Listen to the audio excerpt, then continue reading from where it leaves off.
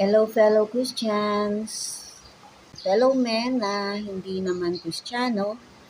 Ito ay isang kwentuhan na gustong maiparating sa inyo na siguro kapag na-open mo tong video na to or kaya nasa For You page mo, hindi siguro ito nagkataon lang, ito ay para sa iyo.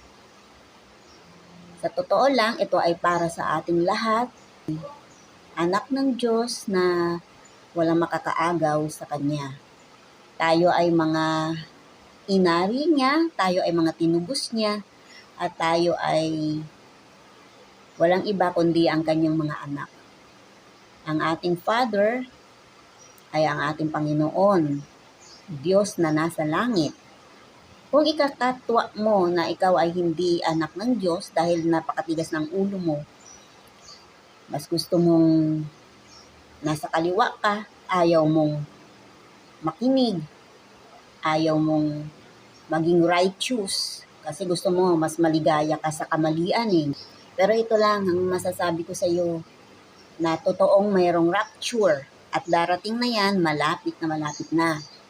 At mayroong kakaroon din ng tribulation. Alam mo ba ang tribulation? Ang tribulation ay ang paghahari ni Satanas dito sa ibabaw ng mundo. Siya ay maghahari at sa paghahari niyang yan, lalong-lalo na ang mga Kristiyano na maiiwan ng rapture. Maghihirap.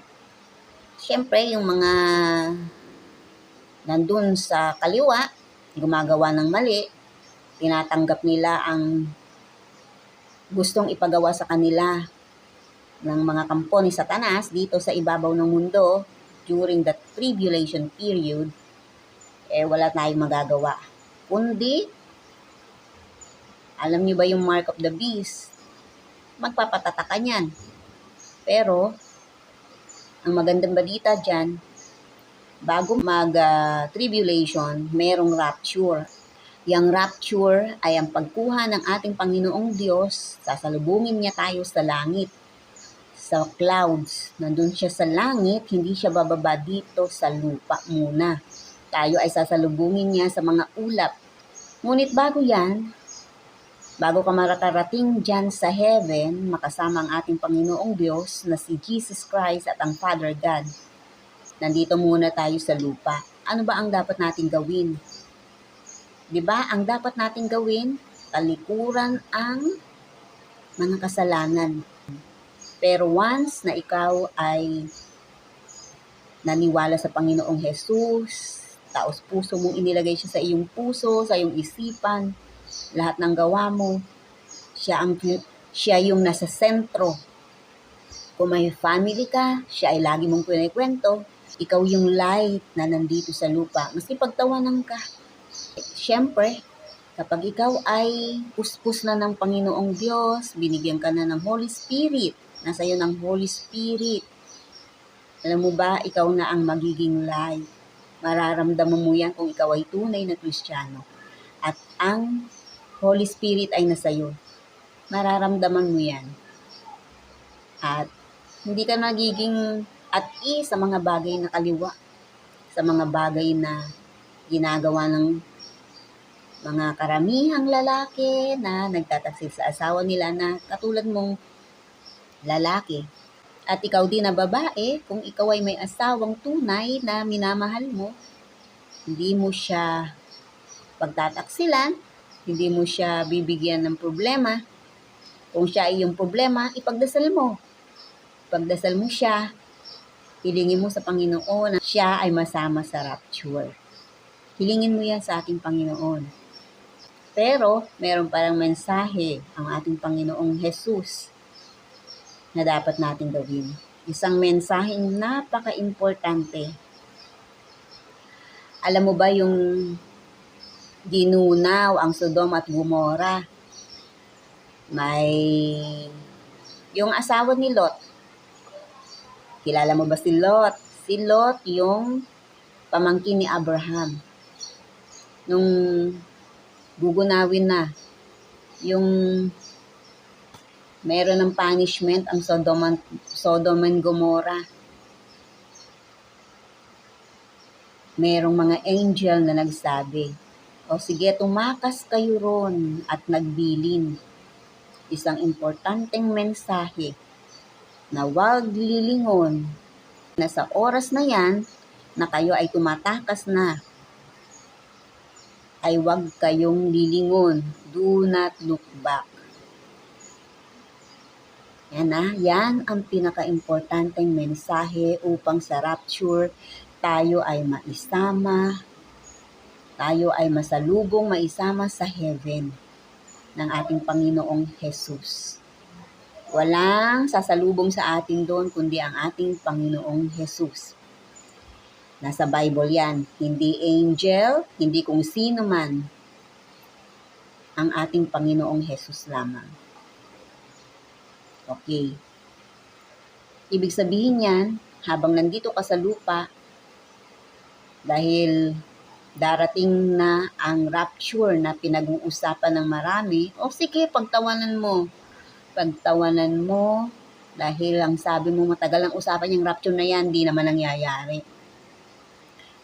Pag nangyari na yan, makinig ka.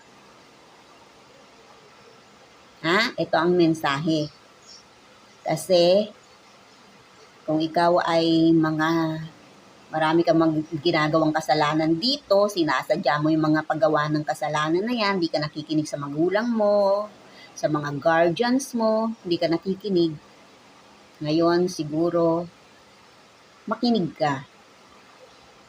Sabihin mo sa iyong sarili na ikaw isa ng tagasunod na ni Jesus na ating Panginoon. Wala namang makakaalam kung ano yung nasa puso mo, kung anong nasa isipan mo kundi ang Panginoong Jesus.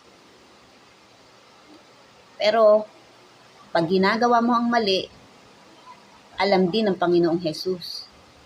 Kasi kapag ka sinusunod mo na siya, hihingi ka na ng tawad sa iyong mga kasalanan. Hindi ka lang hihingi ng tawad, gumagawa ka na ng kabutihan. Yan ang sinasabing tamang landas.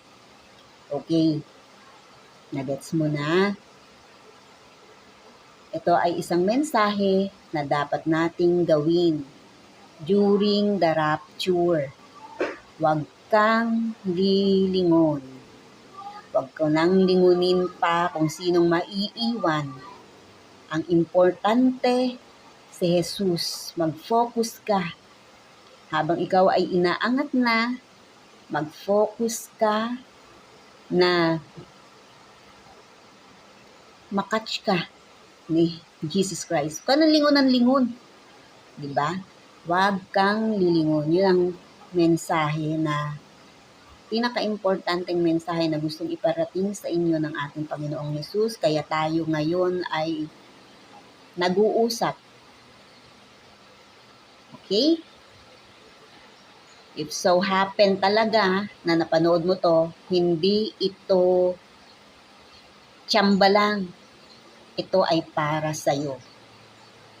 Okay? Naintindihan nyo na kung ano ang pinaka-importanteng mensahe na dapat mong gawin sa rapture. During the rapture, ito Kasi lahat tayo gusto ng Panginoon na masama niya sa heaven. At marami tayo, multi. Marami tayo. At kung nagbabasa ka ng Bible, nasa Bible yan. Different tribes. Nasasama tayo sa langit. At kung ayaw mong maiwan, makasama ng mga parurusahan o kawawa naman na makakasama ng paghihirap dito sa tribulation. Ngayon pa lang, umpisahan mo na mag-pray, humingi ng tawad, at isuko ang mga kasalanan mo sa ating Panginoong Jesus. Walang iba, yun lang ang gusto kong iparating sa inyo, dahil yun ang bilin, ang mensahe na dapat niyong marinig sa araw na to. Okay, fellow Christians, shalom. Let the rain wash us now and fall softly on our hearts be open wide and bear the tears that will not dry.